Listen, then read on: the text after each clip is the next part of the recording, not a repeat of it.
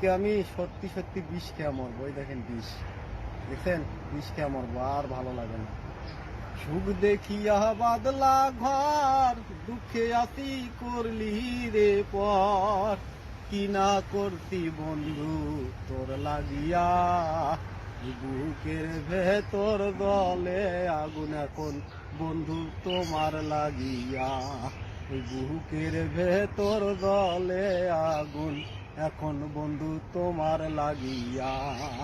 সুখ দেখিয়া বাদলা ঘর, দুঃখে আসি করলি রে পর, কি না করছি বন্ধু তোর লাগিয়া, বুকের ভেতর দলে আগুন বন্ধু তোমার লাগিয়া। আর ভালো লাগে না আমার বন্ধু তোর লাগিয়া, মন চাই বিষ খাইয়া মরি বন্ধু তোমার লাগিয়া, মনে চায় বন্ধু বিষ খাইয়া মরি তোমার লাগিয়া।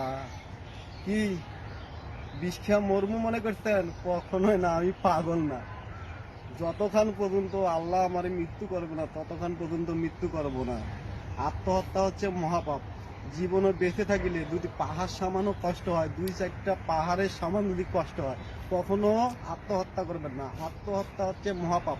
আপনার কবরস্থানও আপনার জায়গা ঠাঁই দেবে না, কোনোখানে আপনি শান্তি পাবেন না। তাই বন্ধুরা, আপনাদের কাছে বিশেষভাবে অনুরোধ, যতই কষ্ট আসুক, জীবন মানেই কষ্ট, কষ্ট আসতে পারে, কখনো কোনো সময় এই আত্মহত্যার পথ বেছে নেবেন না, এই বিষ পান করবেন না, ফার্স্ট টাইম গিয়ে মরবেন না। তাছাড়া যদি এগুলা কাজ করেন তাহলে আপনার একাল পরকাল সব কালে কি ধ্বংস, আপনি শান্তি পাবেন না। তাই যত কষ্ট হোক, যত দুঃখই আসুক, আপনি কখনো বিষ খেয়ে মরবেন না, আত্মহত্যা করবেন না।